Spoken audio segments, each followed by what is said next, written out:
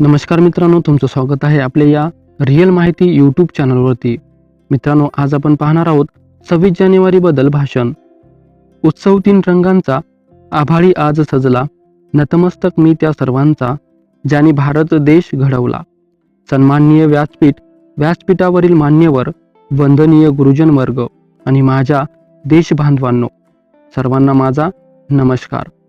आज 26 जानेवारी आपण भारताचा 76वा प्रजासत्ताक दिन साजरा करत आहोत. सर्वांना प्रजासत्ताक दिनाच्या हार्दिक शुभेच्छा. 26 जानेवारी हा भारताचा एक राष्ट्रीय सण आहे. 26 जानेवारी 1950 रोजी आपल्या देशात संविधान लागू झाले. या दिवशी भारत एक लोकशाही प्रधान देश बनला.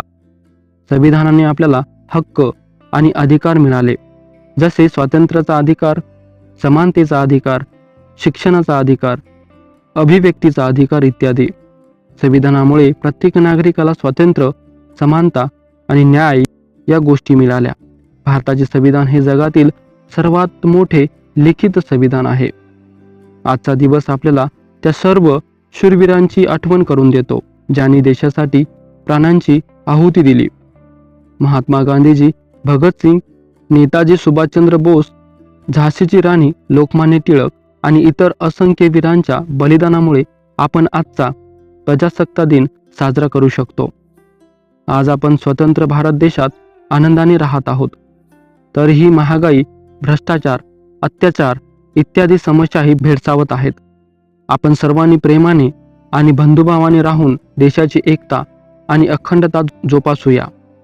आपल्या देशाला जगातील एक चांगला देश बनवण्याचा निश्चय करूया. धन्यवाद. जय हिंद, जय भारत, वंदे मातरम. मित्रांनो, अशाच प्रकारे तुम्हाला व्हिडिओ पाहायचे असतील तर या चॅनलला सबस्क्राईब करायला विसरू नका. धन्यवाद.